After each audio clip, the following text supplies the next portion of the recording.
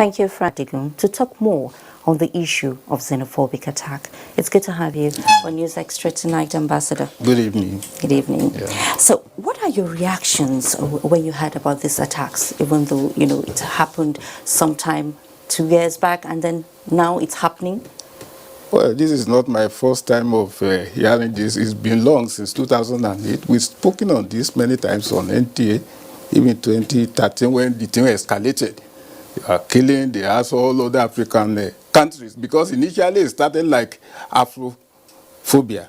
That's all African. They were estimated that almost 14 million or so black Africans were in South Africa because of the various conflicts going on and because of colonization. But if you look at it this way, after apartheid has been eradicated, Nigeria, we can't, everybody knows at the international community, United Nations, African Union, the role Nigeria played, right from independence, when we became independent in 1960. And our forefathers initiated what Nigeria's foreign politics direction should be.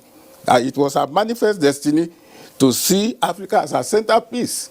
And we have been using that all along to help. And Nigeria determined that we have gotten our independence, and no other Nigeria independence will not be complete until all other countries in Africa under colonialism are freed.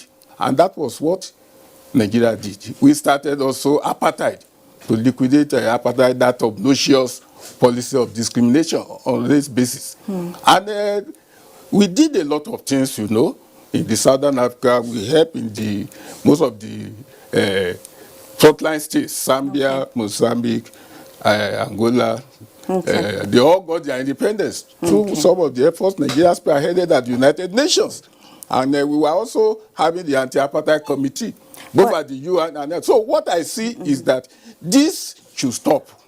It should stop. It should stop. Nigeria cannot continue to condone this. We have said this a long time ago, and the time is now. The time is now. Yes. Okay, how would you rate the government's reaction so far? Well, for the first time, Nigeria has taken the appropriate principle stand based on diplomatic relations. We don't believe in tit for tat diplomacy. All we need to do is to use diplomatic solution to the matter.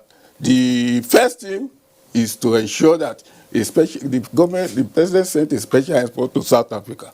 They will go and look at the situation, dialogue with the government of South Africa, because the government of South Africa has the responsibility to make sure that this thing is resolved. Then, in the resolution, in fact, we have to give a warning to other African countries. So what you're saying now is that so far so good. The federal so far so good. They must discuss it. South Africa must pay reparation for both the properties of the Nigeria destroyed and the life killed. Because also this thing I put under international law, the government of South Africa is liable to have allowed this xenophobia to degenerate into this crisis proportion. So lastly, what would you say to Nigerians? We've got Nigeria we've had reactions from Lagos and other. Yes, Nigeria should not. I don't believe in retaliation. It will hurt more. It will not allow for proper diplomatic settlement. Tit for that diplomacy is not diplomacy. Okay. If they begin to attack South Africa, they also have interest in these businesses, and it will hurt us more.